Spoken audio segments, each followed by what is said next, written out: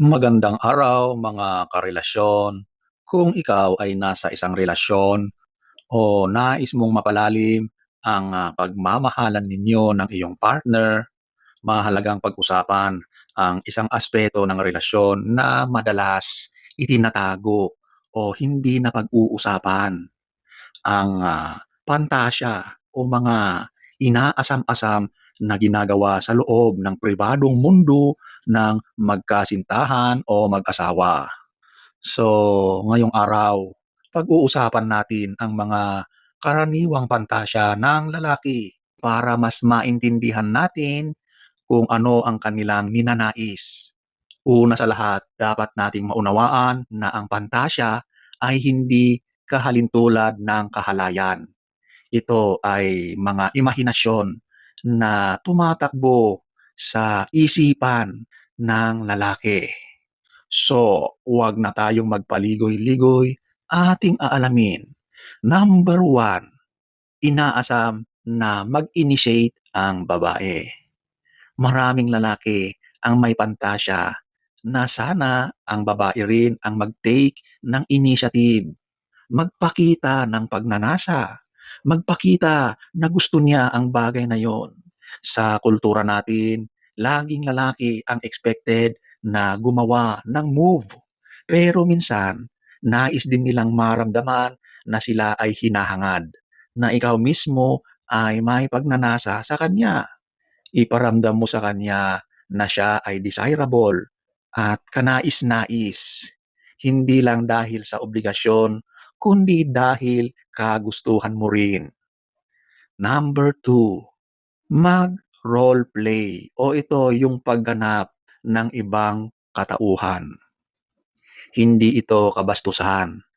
Ang simpleng pagbibihis bilang ibang karakter tulad ng teacher-student o boss at secretary o kahit anong adventurous na kwento.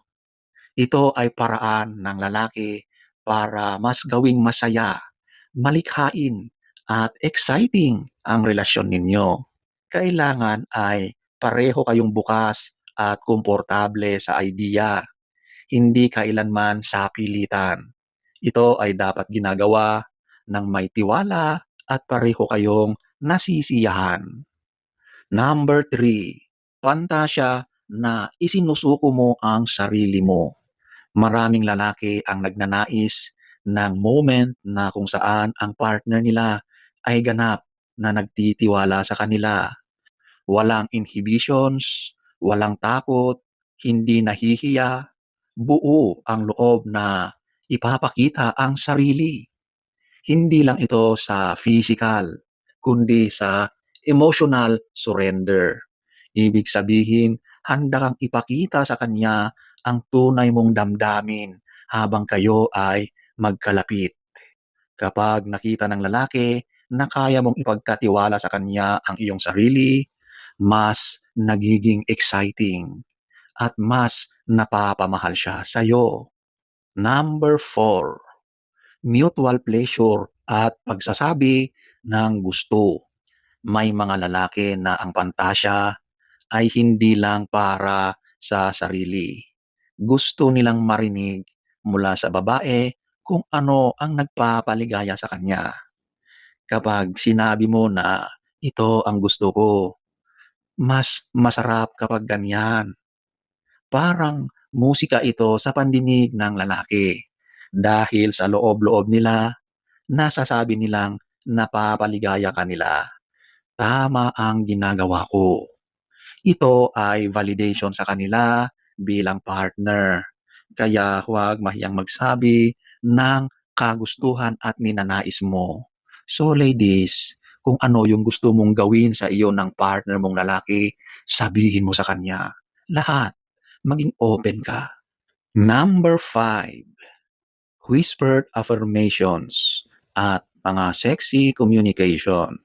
So, ladies, kapag nasa action na kayo, nasa kalagitnaan, o malapit na kayo sa rurok ng ginagawa nyo, ilabas mo yung tunay mong saloobin, yung pakiramdam mo, kung ano yung nararamdaman mo. Ito na yung mga pag-impit, pag-ungol mo, yung pagsabi na nagugustuhan mo. Kung gusto mong sumigaw, isigaw mo. Yung mga pananalita na gusto mong bigkasin, sabihin mo. Kasi ang mga ganyan, sobrang nagugustuhan ng lalaki yan. Yan yung isa sa pantasya nila na gusto nilang makita sa babaeng partner nila habang kayo ay active sa ginagawa ninyo. Hindi ito malaswa, kundi ito ay mas nagbibigay ng affirmation na ikaw ay kontento, nasisiyahan ka sa ginagawa ninyo. Kapag naririnig ng lalaki ito, lumalakas ang kumpiyansa niya. Number 6, slow and meaningful intimacy. Akala ng iba, laging wild ang gusto ng mga kalalakihan.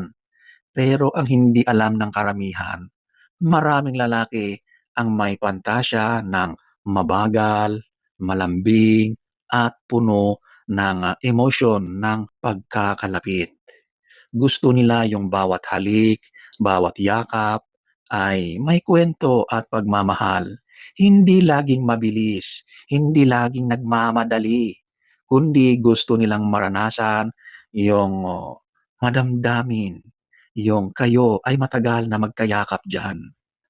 Sa mga panahong ito, mas gusto nila ang koneksyon kaysa action. Of course, napakaimportante yung action na yan kasi diyan kayo mas nagiging malapit.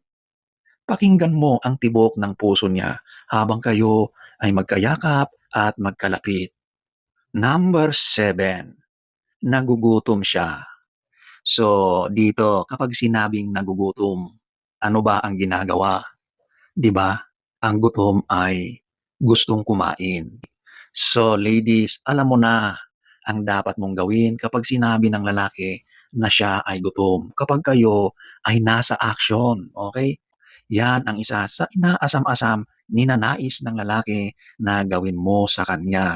Ibang level ang pakiramdam ng lalaki kapag kaya mo siyang gawin or gawan ng ganon, okay? Mas nararamdaman niya na inaasam-asam mo siya, na talagang matindi rin ang pagnanais mo sa kanya, lalong-lalo na diyan sa gawain na yan. Number 8, pagpapakita ng totoo at purong sarili. Isa sa pinakamalalim na pantasya ng lalaki ay ang makita ang partner niya na tunay, walang arte, hindi nagpapanggap, walang aktingan. Gusto nilang maranasan ang raw emotions, tunay na saya at natural na damdamin ng partner habang magkasama sila sa kama. Hindi mo kailangang magpanggap. Kung may masaya kang nararamdaman, ipakita mo. Kung kinakabahan ka, sabihin mo. Ang katotohanan ay mas nakaka-turn on kaysa pagiging plastic o nagpapanggap. Kung nais mong matugunan ang mga pantasyang ito, buksan ang komunikasyon. Pag-usapan ang boundaries. Simulan sa maliliit. Alamin din ang sarili mong gusto. Ang pantasya ay hindi kailanman dapat ikahiya, itago o katakutan. Hindi lahat ng pantasya ay dapat gawin, pero lahat ng pantasya ay maaring pag-usapan. Sa pag-uusap, doon nagsisimula ang tunay na intimacy. So sana ay nagustuhan nyo ang ating topic for today. Next story time. Don't forget to subscribe.